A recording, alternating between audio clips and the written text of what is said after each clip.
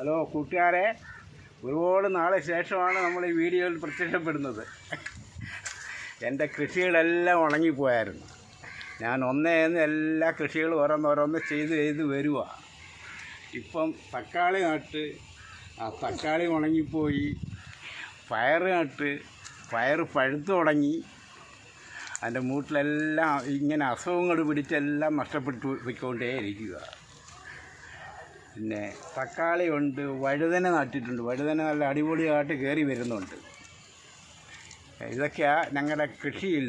പിന്നെ കോവൽ നട്ടിട്ടുണ്ട്. കോവൽ പന്തലിൽ കയറി വരുന്നുണ്ട്. ഇന്നലെ 2 പന്തലൊക്കെ ഇട്ട് എല്ലാം വൃത്തിയാക്കി വെച്ചുകൊണ്ടിരിക്കുക. ഞങ്ങൾ അടുത്ത ഒരു 3 മാസത്തിനകത്ത് വെച്ച് ഞങ്ങളുടെ വീട്ടിലേക്ക് വേണ്ടുന്ന പച്ചക്കറി എല്ലാം ഞാൻ ഉണ്ടാക്കും. നമ്മുടെ വീട്ടിലേക്ക് വേണ്ടുന്നത്. അന്നേരം കാശ് കൊടുത്ത് വിഷം വാങ്ങിച്ച് തിന്നണ്ടല്ലോ. നമ്മുടെ വീട്ടിൽ ശുദ്ധമായ മലക്കറി നമുക്ക് ഉൽപ്പാദിച്ച് സുന്ദരമായിട്ട് നമ്മുടെ വീട്ടിൽ കറി വെക്കാൻ പറ്റും. ഇതെൻ്റെ കൊച്ചുമോളാണ്. അവളാണ് എൻ്റെ സ്റ്റെപ്പിനി. എല്ലാ കാര്യത്തിലും എൻ്റെ കൂടെ കാണും അവൾ. ഇപ്പം ഒരു ചെറിയ പണിയിൽ നിൽക്കുക. തേങ്ങ അടത്താൻ ഒരു തോട്ട കെട്ടിക്കൊണ്ടിരിക്കുക.